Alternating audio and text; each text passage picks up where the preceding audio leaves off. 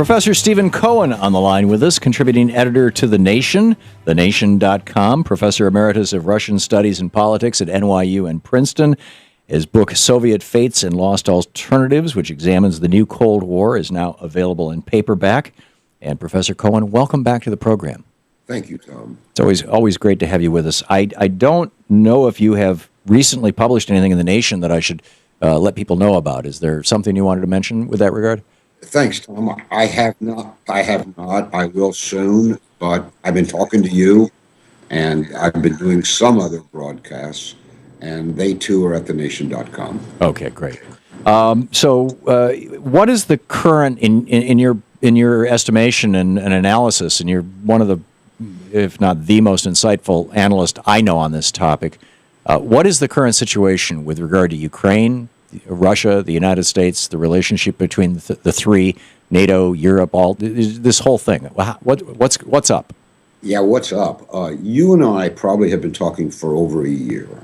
When we began, I was very alarmed. I thought the confrontation over Ukraine was then, and I mean back in early 2014, the worst American-Russian confrontation, potentially since the Cuban Missile Crisis.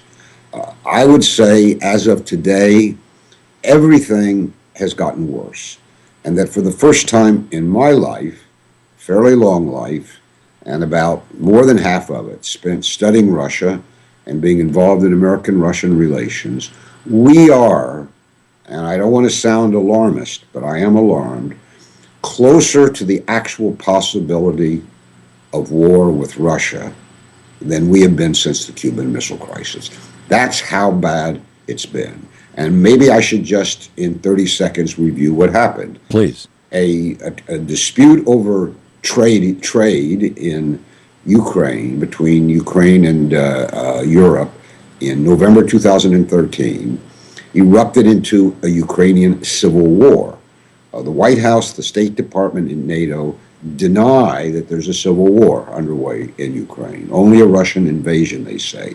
But that's complete ignorance, not only of history, but of what's been going on. The two sides, Russian and America, took the opposing sides in the Civil War. The United States government backing the government that came to power illegally in February, about a year ago, in Kiev, and the Russians supporting the rebels in eastern Ukraine. And that proxy war has heated up rhetorically, militarily. Both sides, the United States, NATO on one side, Russia, are aggressively redeploying and mobilizing their conventional and nuclear weapons. As we talk, thousands of American and NATO soldiers are parading around Russia's borders, and Russia is moving its own forces closer to the Ukrainian and NATO borders. So that's what the situation is. Now remember that a month ago, a little more, in February, deeply alarmed by this, the Chancellor of Germany and the President of France, Merkel and Hollande, flew to Minsk and struck an agreement with the President of Russia, Putin, and the President of Ukraine for a ceasefire and a beginning of political talks to resolve, and I want to emphasize, the civil war inside Ukraine, because that's what's driving the U.S.-Russian proxy war. That's called Minsk II. And Minsk II has been under savage assault, I would say sabotage, by the factions in Kiev, Washington, and Brussels that don't want an agreement. Now, whether they want, and I'm not sure about this, actually a military confrontation with Putin's Russia, I don't know. But everything they're doing suggests that they're ready for it. And as this has unfolded, and I'll end here, there has been almost no opposition in the United States. There has been a bit of a movement in the House, which if you're interested, I'll tell you about. But by and large, apart from broadcasts such as yours, those of us who oppose this American policy think it's unnecessary and reckless, cannot reach mainstream policymakers. Russia is part of the P5+1 right now that's negotiating with Iran, with John Kerry, Russia, China, Germany, France, England, and Iran and us, if I'm remembering correctly. Mm-hmm. We're collaborating with them in a number of areas. Is that a sign of decreased tension, or is that just kind of peripheral to all of this? Is that inconsequential? Are there openings here that could be used to tamp this down, or is that Ukraine sore one that has to be dealt with in and of itself? What we know is, excuse me, is that since this, and it is that, a new Cold War began, cooperative relations between the United States and Russia that were begun decades ago when the Soviet Union existed, in so many areas, space and science and education and arms control and fighting international terrorism and limiting nuclear proliferation and negotiating conflicts in regions, including the Middle East, many of them, probably the majority of them, have been shredded on both sides. Now, the larger point here is, and this is what I say when I have a chance to speak to members of Congress,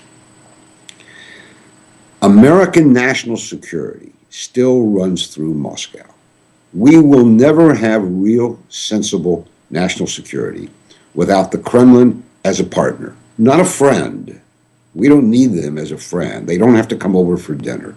But we need them as a partner in those areas where Russian and American security interests coincide, and there are many.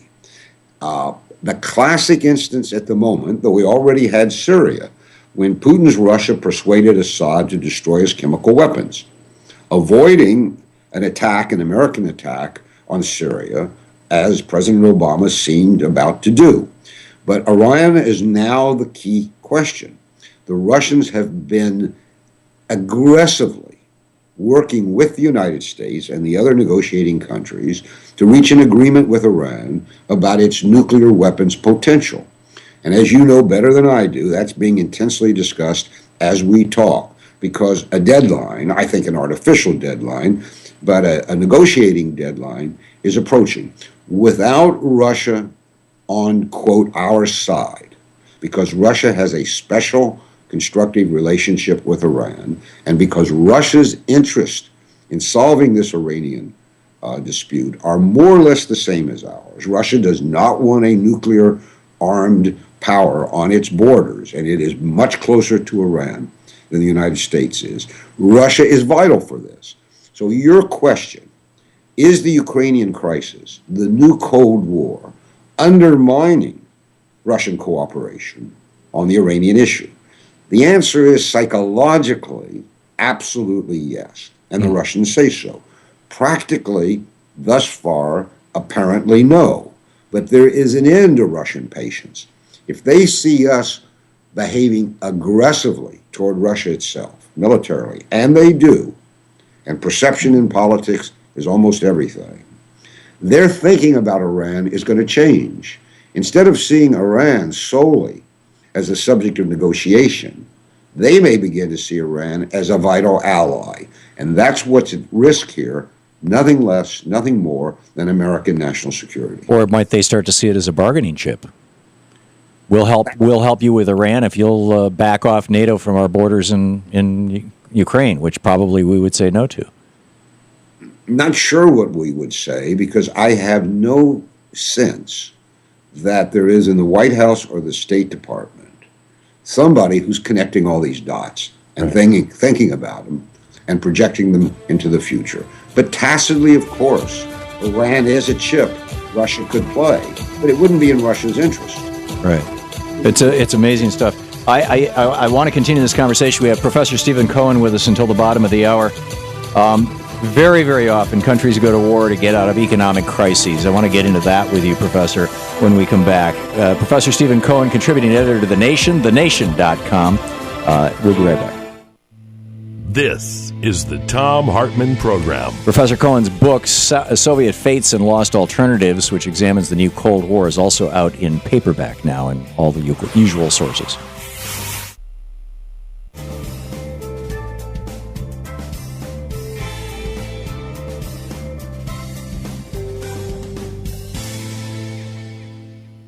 And welcome back, Professor Cohen. So, unless there's something more that you wanted, if you wanted to finish a thought from the previous segment, no. Okay. Then the question, so often we have seen historically, and I'm talking about like macro history, the history of empires, the history of the Roman Empire. You see that when empires or when countries begin to flail economically, one of the things that they reliably turn to both distract their people from their crises, to coalesce support for the administration, for the leadership, and to stimulate their economy, is war.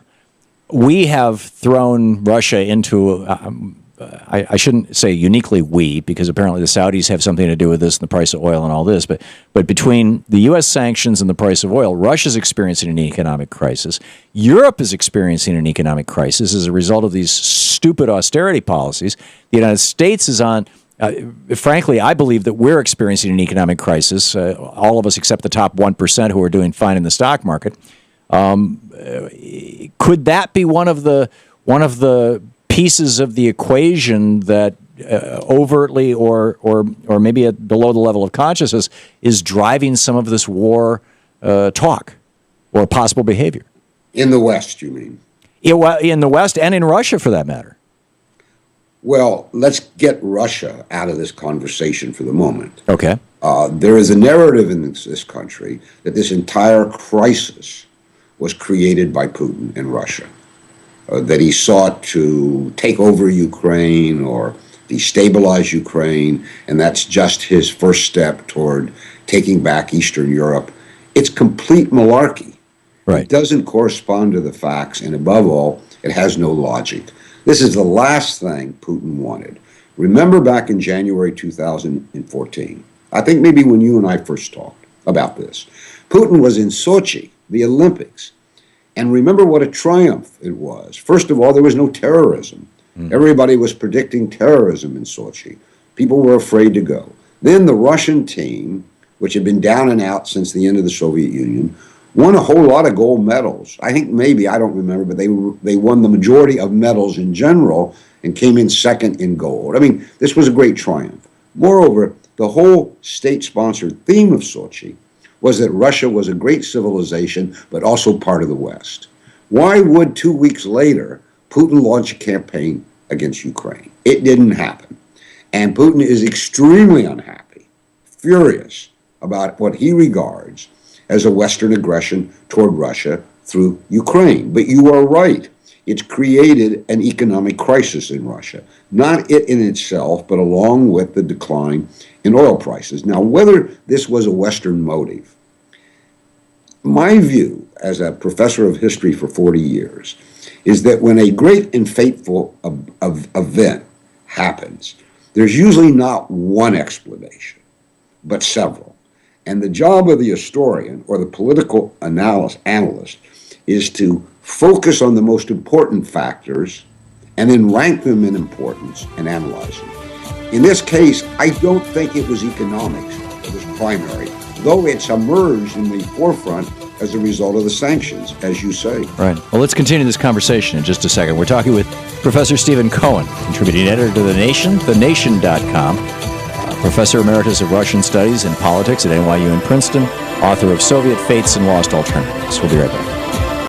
Professor Stephen Cohen with us, contributing editor to The Nation, thenation.com, professor emeritus of Russian Studies and Politics at NYU in Princeton, author of Soviet Fates and Lost Alternatives, now out in paperback. Professor Cohen, we were just starting to get into this conversation about the how economic crises so often lead to war, and then, on the other hand, sometimes the things that lead to war also lead to economic crises, and there's a certain amount of dog chasing its tail here, I think. What, in summary of our previous 4 minutes, what are your thoughts on the significance of economic pressure with regard to the possibility of war? Or does this possibility of war between the United States and Russia, and my next question would be, what might it look like? Does the possibility of this war between the U.S. and Russia not have an economic component to it? Oh, it has an economic component. I mean, after all, it began in November 2013 with a trade dispute, and it was simple and wrong-headed. The European Union offered Ukraine a trade agreement with Europe which would have been extremely lucrative for the European Union, and I think a catastrophe for Ukraine. Putin had said before, and reiterated this, why does it have to be a two-way trade agreement? Ukraine and Russia have been trading partners for centuries, and Russia remains Ukraine's largest trading partner. By the way, Tom, that is true even today after 14 months of war. Wow. So why don't the three of us, Russia, Ukraine, and the European Union, work together? And the European Union said, and I think Washington was behind this, because it echoed it, no, Ukraine must choose between Russia and the West. And that led to this disaster. Now, Ukraine is destroyed economically and financially, destroyed. I mean, the IMF talks about giving it $40 billion, but we will see. And if it gives it any money today, and apparently it started to give it some, it's going to go into Ukraine's war effort, the attack of Kiev on the eastern provinces, violating that Minsk agreement, the hope to avoid war that I spoke about. But meanwhile, Russia is, of course, suffering from the sanctions. But so is Western Europe, so is Europe. And Europe generally wants the sanctions ended. It's Washington that does not want to end the sanctions. How is Russia bearing up? I'm not an expert on this. I read every day economist opinion, Russian and Western, about how Russia is bearing up under this double burden of oil prices that are now, I think they've risen somewhat, but they're about two-thirds what they were, $100 X months ago, and the Western sanctions. There are different opinions about how Russia will bear up during the next year. But at the moment, there is a kind of consensus that Russia has really done much better than anybody expected, and that there are major investment opportunities for corporations in Russia. But what's going to happen because of the Western sanctions is Russia's turning east, or shall we say away from the West. Mm-hmm. And when this is over, the credit Russia receives and its new trading partners may no longer be mainly in the West, and this will be a catastrophe for the European Union and for Germany above all. Therefore, I think, is why Merkel, the Chancellor of Germany, has been in the forefront of trying to end this, whereas Washington, which has almost no economic stake in Russia, has been against it, solving the crisis. If we were to end up in a war with Russia, what would it look like? How would we know that it was beginning, and where might it go? We just have about 2.5 minutes left here. Well, let's ask ourselves, because every day we're told by the disinformation pouring out of NATO, Kiev, and the State Department that there's a major Russian invasion underway in Ukraine. Obviously, the Russians are there, but it is nothing approaching a major invasion. So we would know that a major escalation, a run-up to war, would happen when we see, and we can see everything through technology, long columns of Russian tanks, armored personnel carriers, and all the rest pouring across the Russian-Ukrainian border.